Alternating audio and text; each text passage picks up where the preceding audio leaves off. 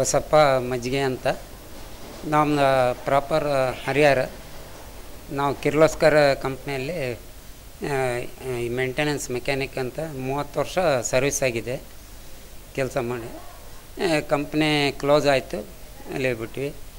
ಮಗನಿಗೆ ಓದಿಸಿದ್ವಿ, MCA ಮಾಡಿದ್ದಾನೆ. ಅಲ್ಲಿಂದ ಅವರು ಇಲ್ಲಿ ಜಾಬಿಗೆ ಸೆಟ್ಲಾದರು. ಸೆಟ್ಲಾಗಿ ಇಲ್ಲೇ ಬಾಡಿಗೆ ಮನೆಯಲ್ಲಿ ಇಲ್ಲಿ ಆಳ್ಕೊಂಡಿದ್ದರು.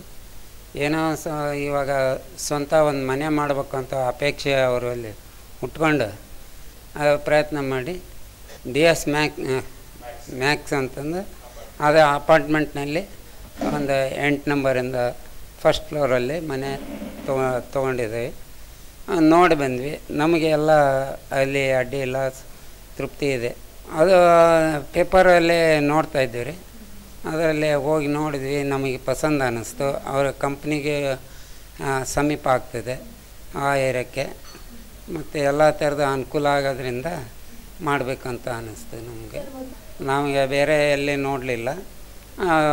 ಕೆಲವೊಂದು ಬುಕ್ಸು ನಮ್ಮ ಮಗ ತಂದು ಕೊಟ್ಟಿದ್ದ, ಹರಿಹರದಲ್ಲೇ ನಾವು ಇದ್ದಿದ್ದು. ಅಲ್ಲಿ ನೋಡಿದಾಗ ಇದೇ ಲೈಕ್ ಆಯಿತು ಎಲ್ಲಕ್ಕಿಂತ ಅನುಕೂಲ ಅಂತ.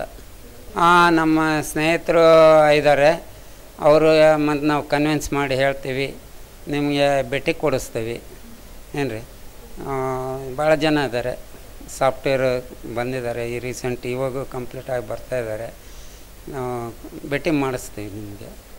ಏನು ಸಂಸ್ಥೆ ಚೆನ್ನಾಗಿದೆ, ಪರವಾಗಿಲ್ಲ, ಎಲ್ಲ ಥರದಲ್ಲೇ ಸಹಕಾರ ಕೊಡ್ತಾರೆ ಏನು ರೀ.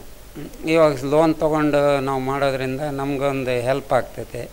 ಅಷ್ಟೊಂದು ಅಮೌಂಟು ಕ್ಯಾಶ್ ಕೊಟ್ಟು ತೊಗೊಳಕ್ಕಾಗಲ್ಲ. ಇವತ್ತು ಪ್ಲಾಟ್ ತೊಗೊಂಡ್ರು ನಮಗೆ ಕಟ್ಸ್ಲಿಕ್ಕಾಗಲ್ಲ. ಅದು ಒಂದು ಡೈರೆಕ್ಟಾಗಿ ನಮ್ಮ ಮನೆ ಸಿಕ್ಕು ನಮಗೆ ರೀಸನೇಬಲ್ ಆಗಿ ಮಂತ್ಲಿ ಡಿಡಕ್ಷನ್ ಆಗೋದ್ರಿಂದ ನಮಗೊಂದು ಸ್ವಂತ ಮನೆ ಆಗ್ತೈತಿ ವಾಸಕ್ಕೆ.